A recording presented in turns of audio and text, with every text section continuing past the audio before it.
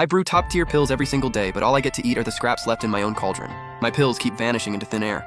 I figured someone was breaking in, so I staked the place out for days. Nobody ever showed up. But every time, the jade bottle next to my cauldron was empty again. While I was still scratching my head, I noticed my neighbor, this broke scholar dude, had suddenly gotten all chubby and glowy, like he was absorbing spiritual energy or something. So I decided to test my theory. Today, just like any other day, I bottled up a fresh batch of chi pills and then peeked through a crack in the wall to spy on my neighbor. And there she was, this girl in a white dress, holding an empty bowl, mumbling some kind of chant.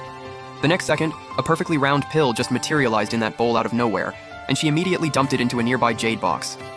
I shot up and sprinted back to my own room, eyes locked on the nearly empty bottle.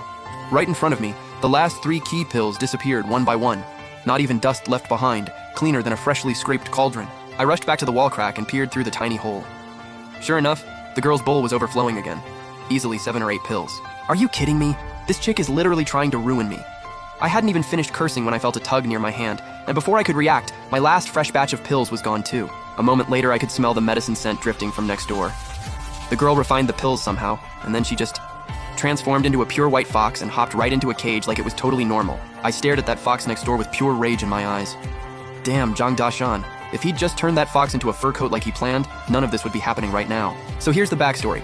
A few months back, on a rainy night, the hunter next door, Zhang Dashan, caught a white fox up in the mountains. He was gonna skin it for a fur collar, but that broke scholar neighbor of mine sold his last 2 acres of farmland just to buy the fox off him. Ever since that fox moved in next door, my life has been a complete nightmare. Somehow it found out I could make pills, and it's been stealing from me ever since.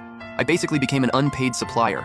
Every single QE pill I sweated over went straight to feeding that guy and his fox. I caught a whiff of medicine coming from their side and quickly stuffed the wall crack with sand, praying the fox spirit hadn't noticed me peeking.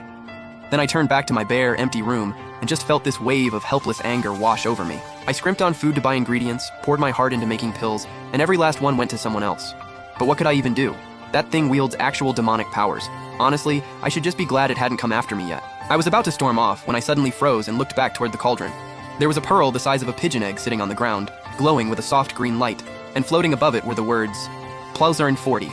Right then, my vision blurred and a screen popped up out of nowhere. Name, Shen Dangson. Skills, none.